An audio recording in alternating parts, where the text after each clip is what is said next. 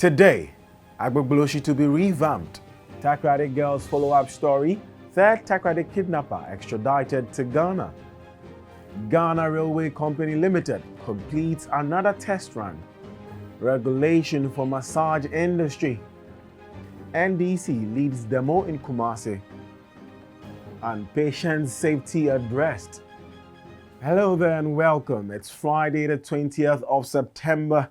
Good afternoon. My name is Godwin Nambo. This is the update.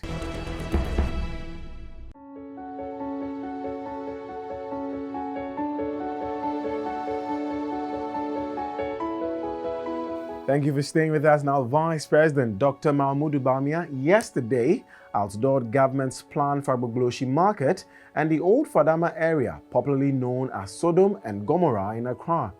Over 120,000 people are said to be living in the area, which has become a slum dwelling since 1991. While acknowledging the fact that successive governments have considered the settlement as illegal and therefore has not provided any significant resources for inhabitants amidst threats of imminent eviction and removal, the Vice President said this has led to a situation where residents have literally been left to their fate. Since 1980s, Agbogbloshie, but basically, buy ba. Yebe pamo, and yes, you say a pamo, Sainty, a buying beer and fending knee, and she said, a dear Medibea, Ebeboa, a good fool, and I said, Nipa Agbogbloshie. This was when he paid a day's working visit to the area, moments after seeing President Akufo-Addo, who is attending the United Nations General Assembly in New York, United States, off at the Kotoka International Airport.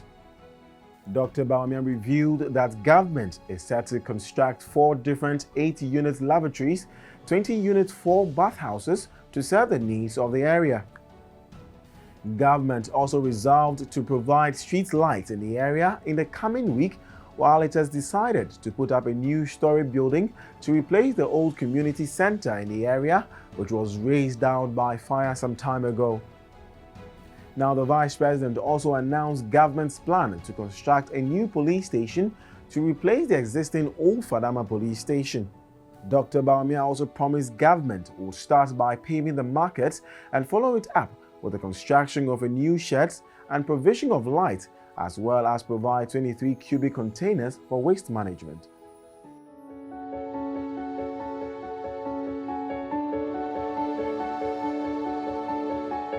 Let's move on. Now, the third suspect in the kidnapping and subsequent killing of the 4 Takoradi girls has been repatriated to Ghana to face the law. John Chika Nondim, a Nigerian, was arrested in his home country in connection with the kidnapping of the 4 girls, bringing the arrest to 3. The suspect was arrested in August by the Nigerian police with support from their Ghanaian counterparts and extradited to Ghana, where the crime was committed for further action. The 2 suspects earlier arrested are Samuel Odueto-Quills, the prime suspect in the case, and John Orji, both of whom are currently facing trial. A police source told DGN that Chika was brought to Ghana by 2 Nigerian security operatives on Wednesday. Chika is believed to be a member of a child kidnapping syndicate operating between Nigeria and Ghana. The suspect was handed over to the Criminal Investigation Department on Wednesday evening, and he is expected to be taken to court today for remand.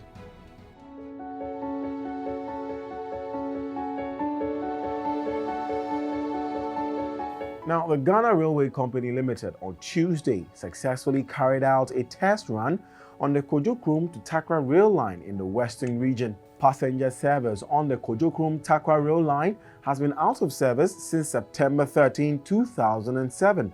In January 2019, the railway company took over the line for rehabilitation works as part of its first phase of rehabilitating the existing narrow gauge line with funding from the government of Ghana. Deputy Managing Director Dr. Ajay Anyete said over 300 rail workers were involved in the rehabilitation works. According to him, they realigned the rail tracks, changed over 30,000 sleepers, and also undertook ballasting of the tracks. He mentioned that the GRCL will have continuous test runs to ensure the safety of the line for commercial services. He assured the public that the Kojo-Krom to Takwa rail line will be fully operational by October 2019.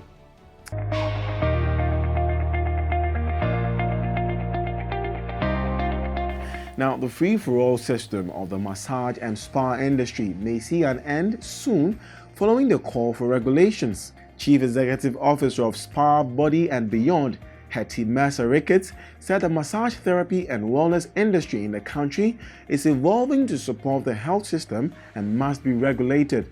She said Ghana should begin to discuss integration of the massage therapy into the healthcare industry. This was during the graduation of students of the spa in Accra. The program was chaired by Mausi Awuti, Executive Director of the National Vocational Training Institute. Hetty Mercer-Ricketts said it was time for Ghana to begin to regulate the industry by requiring professionals to take the examination and acquire the massage licensing certificate before being allowed to practice. She said Ghana could begin to learn from the jurisdictions of other countries, especially as both massage therapists and clients wanted to see the treatment further integrated into the healthcare system as people were increasingly becoming interested in preventive healthcare.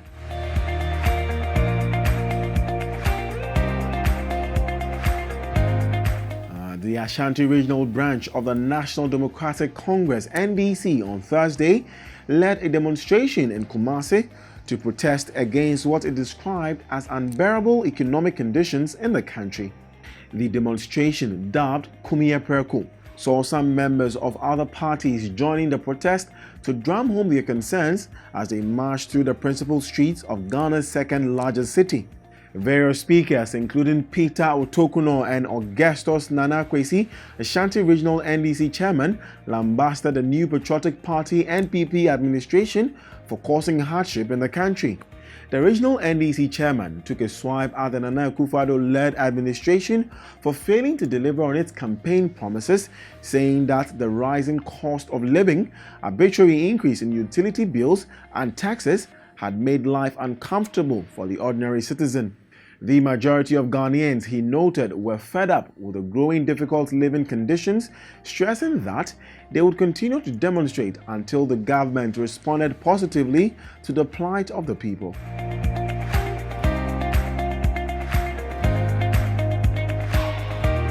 And Alex Kojo-Kum-Aban, Deputy Minister of Health, said government is developing a roadmap policy on universal health coverage comprising of patient safety to improve the health of the citizenry.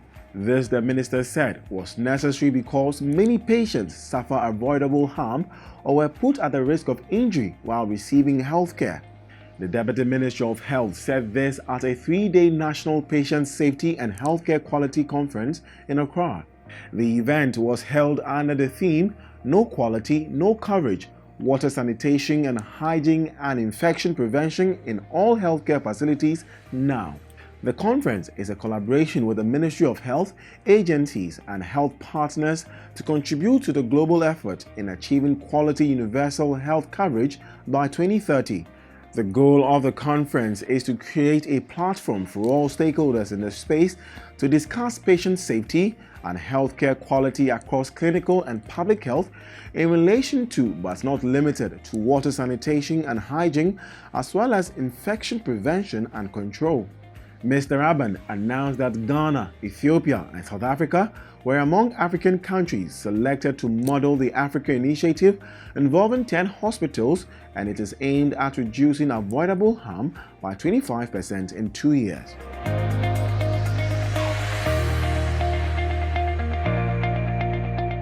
And that's all we have for you for this afternoon. Nana Berima will be back with more stories tonight.